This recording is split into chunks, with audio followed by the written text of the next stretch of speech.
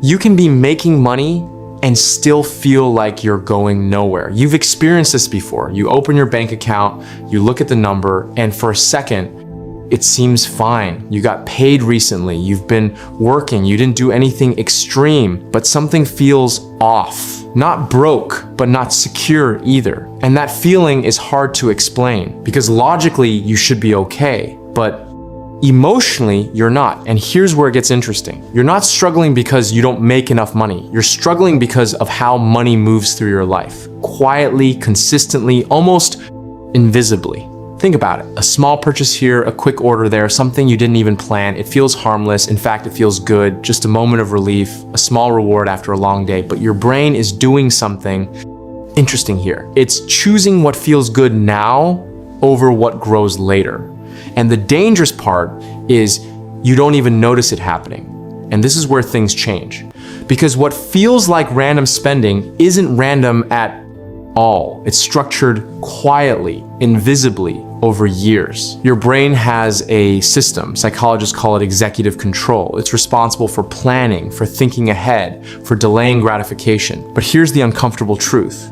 That system doesn't come fully developed. It has to be trained. And if it's not trained, something else takes over. Impulse, emotion, environment. Think about the last time you spent money. Not a big purchase, just something small. Maybe food, maybe something online, maybe something you didn't even need. Did you plan it or did it just happen? That's not a lack of discipline. Your brain is doing something interesting here. It's running on automatic mode because thinking takes energy and your brain is designed to save energy. So instead of analyzing every decision, it creates shortcuts, habits, patterns, rules like, I've had a long day, I deserve this. It's not that. Expensive. I'll save next time. And the more you repeat those thoughts, the stronger they become. And over time, those small decisions stop feeling like decisions. They feel normal, expected, even justified. This is how money disappears without you ever feeling irresponsible because nothing feels extreme. It's just small things. But here's the reality. Small things repeated daily become big outcomes. And this is where it gets deeper because your habits didn't start when you got your first paycheck. They started much earlier, watching people around you, family, friends, environment, how they talked about money, how they spent it, what they valued, what they ignored. Psychologists call this financial socialization. You weren't taught money directly, you absorbed it silently. So if you grew up seeing money spent quickly, you learned speed. If you never saw planning, you never built it. If saving wasn't visible, it never became normal. And now you're repeating patterns that feel like your own, but they're not. They're inherited behaviors, running in the background, guiding your decisions. But that's still not the full story because even when you try to change something, pulls you back, you tell yourself, I'll save this month, I'll be more disciplined.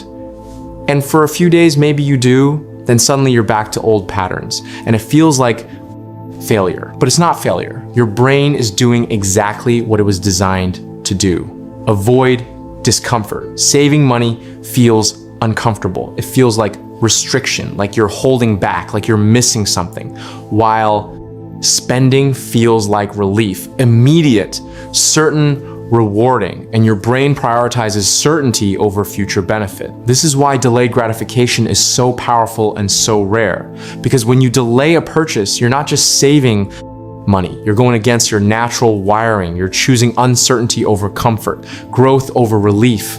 And most people never train that muscle. So what happens? You end up in a loop. Earn money, spend automatically, feel confused, repeat. No clear mistake, no obvious problem, just no progress. And that's the trap. Not being broke, but never building anything. Working hard, but staying in the same place. And slowly, this creates something dangerous. Not a big mistake, but 1,000 small ones. Money leaking quietly every day. Not enough to scare you, but enough to stop you from growing. And that's why you feel stuck. Not broke, but not moving either. Now, here's the part most people miss. You don't rise financially because of how much you earn. You rise because of how well you control what you keep. And control doesn't come from motivation. It comes from awareness, from seeing your patterns clearly. Because once you notice them, they lose power.